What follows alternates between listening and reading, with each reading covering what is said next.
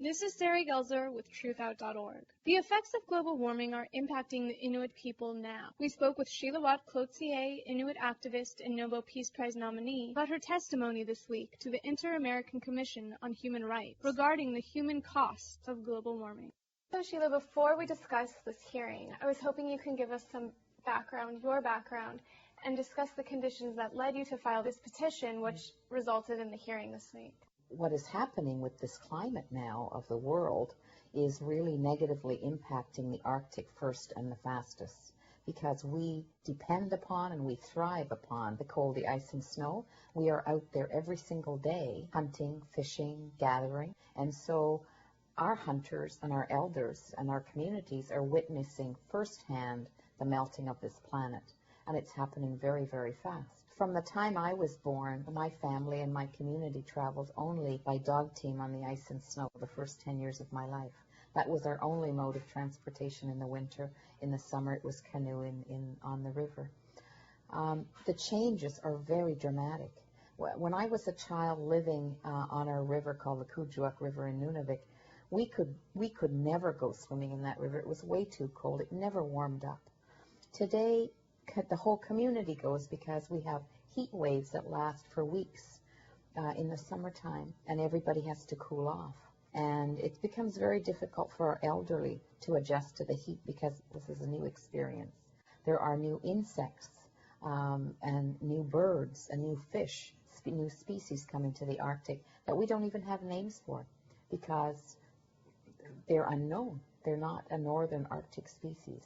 And then we have glaciers that are melting so very quickly that we've lost lives as a result of men trying to cross what used to be safe streams are now torrent rivers. And we've lost lives and had many more accidents of our hunters falling through the ice because the ice conditions have changed so much. What you see on the surface is not the condition of the ice itself below.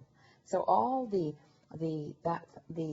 generations of knowledge, the traditional knowledge that our hunters and elders have always brought down generation to generation, all those rules are changing because the conditions are changing and we're not able to adjust and adapt to them as quickly as the changes are coming. When did you decide to approach what was happening in your community by filing this petition? We have been seeing and witnessing these changes, as I said earlier, for a long time now, but the world wasn't paying much attention to it.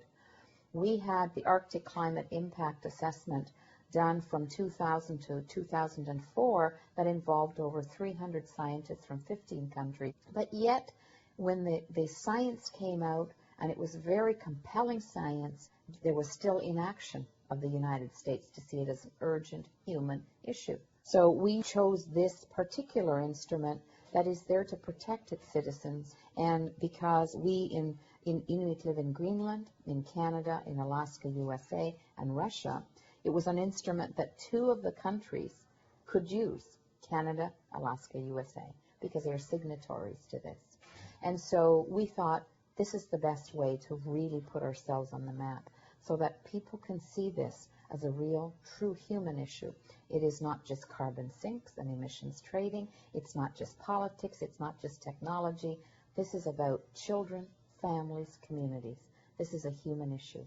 And so we chose that route after a long search of the right instrument at the right time to say, we're filing. It took us 2 years to prepare this very powerful legal piece of work, but yet the energy behind it is one of caring.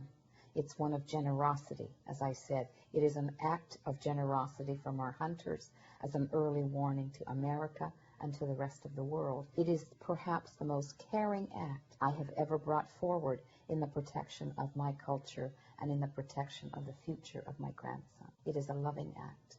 And so it is with that energy that I filed on behalf of 62 fellow petitioners and my people of the Arctic, so that the world can wake up to this issue as a human rights issue.